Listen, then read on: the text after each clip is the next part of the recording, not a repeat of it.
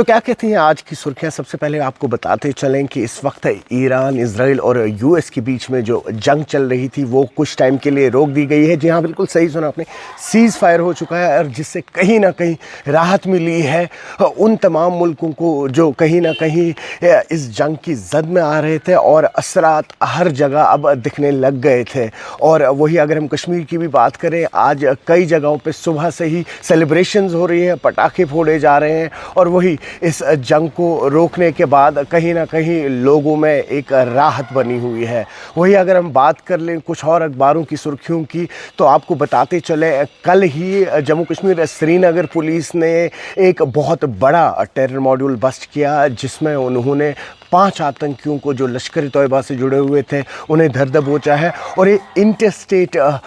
Terror module bast हुआ है, जिसमें करीबन अक्रॉस कंट्री की बात करें तो 19 जगहों पे छापा मारी हुई थी, जिसमें हरियाणा और राजस्थान जैसे इलाके भी थे, वहाँ से भी बहुत बड़ी लीड्स मिली थी। और इसमें जो आतंकी बताए जा रहे हैं जो पाकिस्तान के थे, वो करीबन काफ़ी साल से जम्मू कश्मीर में छुपे हुए थे और कहीं ना कहीं हर बार चकमा दे देते थे। लेकिन इस बार हमने देखा कि किस तरह से एक कोऑर्डिनेटेड एफर्ट्स रहे। फिर आप पंजाब पुलिस की बात कर लीजिए, राजस्थान पुलिस की बात कर लीजिए, जम्मू कश्मीर पुलिस की बात कर लीजिए, किस तरह से इस इंटरस्टेट टेरर मॉड्यूल को बस्ट किया गया है, जो एक बहुत बड़ी कामयाबी है। वही आपको मौसम के हवाले से अगर बताते चलें, इस वक्त भी श्रीनगर और अक्रॉस कश्मीर वैली में बारिश हो रही है। मेट की माने तो अभी लगातार 10 तारीख तक मुख्तलिफ जगहों पर आप देखेंगे कि इसी तरह से बारिशें लगातार होंगी। वही जो आइसोलेटेड अपर रीचेज़ हैं वहाँ बर्फ़ होने के भी चांसेस हैं। हम देख रहे हैं लगातार पिछले 2 दिन से किस तरह से ज़ालाबारी यानी हेल स्टॉर्म भी हो रहा है, जिसके कारण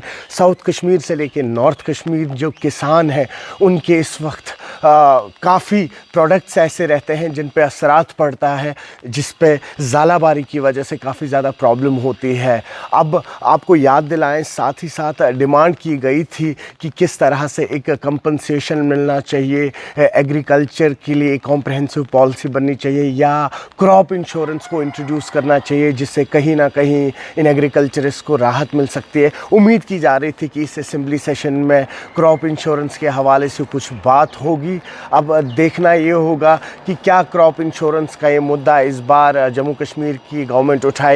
उठाएगी तो कितना कंपनसेशन मिलेगा इन फार्मर्स को, क्योंकि हम देख रहे हैं कि पिछले 3-4 साल से किस तरह से erratic weather pattern ecological damage तो कर ही रहा है, लेकिन साथ ही साथ किसानों को ये जो अनटाइमली बारिश या बर्फ़ होती है या all of a sudden temperatures में राइज़ होता है, उनको नुकसान उठाना पड़ रहा है। तो बार बार उनकी यही मांग है कहीं ना कहीं क्रॉप इंश्योरेंस इंट्रोड्यूस किया जाए, जिससे उन्हें भी एक सेंस ऑफ सिक्योरिटी और सेफ्टी महसूस हो। वही अगर हम बात करें इस वक्त नेशनल हाईवे की, चूँकि लगातार पिछले 3-4 दिन से बारिशें हो रही हैं, नेशनल हाईवे फिर से एक बार बानिहाल के पास बंद हो गया है। बिल्कुल सही सुना आपने। अगर आप आज ट्रैवल कर रहे हैं, सबसे पहले आप वेदर एडवाइजरी देखिए, उसके बाद देखिए कि क्या नेशनल हाईवे खुला है या नहीं। हालांकि हमने देखा कि कल सुबह ही कुछ वक्त के लिए जब नेशनल हाईवे बंद हुआ था, उसके बाद लाइट मोटर व्हीकल्स को छोड़ दिया गया था, लेकिन फिर से लगातार बारिशें होने के बाद बानिहाल के पास लैंडस्लाइड हुआ, जिसके चलते हुए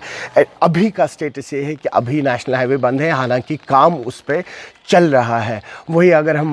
बात कर लें, कुल मिला के आज के अखबार की यही सुर्खियां थी। अब देखना ये होगा आने वाले टाइम में कि किस तरह से ये जो समर्स आ रहे हैं यहाँ पर गवर्नमेंट को चैलेंजेस उठाने पड़ेंगे, किस तरीके के चैलेंजेस होंगे और किस तरीके से उन चैलेंजेस को टैकल कर पाएंगे। साथ ही साथ आपको एक आखिरी खबर बताते चले कि एमएसएमईज़, जी हाँ, एमएसएमईज़ की अगर आपने सोची है तो फिर एक बार सोच लें आप। यहाँ एक तरफ से गवर्नमेंट कह रही है कि एमएसएमईज़ को प्रमोट करने के लिए उन्होंने तमाम इक़दाम उठाए हुए हैं, लेकिन वही अगर हम इस वक्त स्टैटिस्टिकली माने तो एमएसएमईज़ में अगर आप अपना कोई भी स्टार्टअप कहीं शुरू करने वाले हैं